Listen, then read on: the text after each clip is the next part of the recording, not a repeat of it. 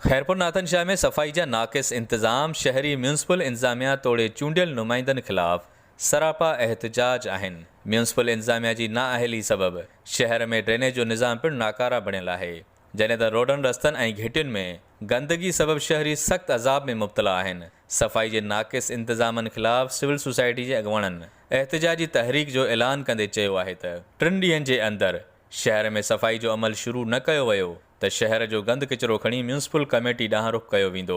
शहर जी मुकमल सफ़ाई न थी त ॿी सूरत में असां शहर वारा गॾिजी इहो किन किचिरो खणाए ऐं म्यूनसिपल कमेटी जे दर ते उछलाईंदासीं। खैरपुर नाथन शाह शहरी मुकमल तौर ते सफ़ाई न थी त ॿी सूरत में म्यूनसिपल कमेटी अॻियां कचिरो उछलाए हिकु पुरअमन एहतजाज कयो वेंदो।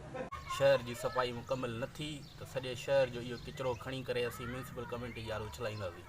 असीं शहर खैरपुर नाथन शाह जा रवासी आहियूं।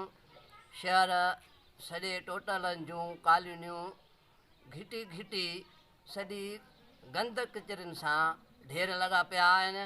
असां इंतज़ामिया खे चिता सारियूं यकदम शहर जी सफ़ाई कराई वञे, न त उन जा अॻरा नतीजा निकिरंदा। होॾां शहरियुनि म्यूनसिपल इंतज़ामिया ख़िलाफ़ सोशल मीडिया ट्रेंड जो आगाज़ पिणु करे छॾियो। शर्म कयो, हया कयो, सफ़ाई कयो जी वीडियोज़ ठाहे सोशल मीडिया ते अपलोड करणु शुरू करे छॾियूं।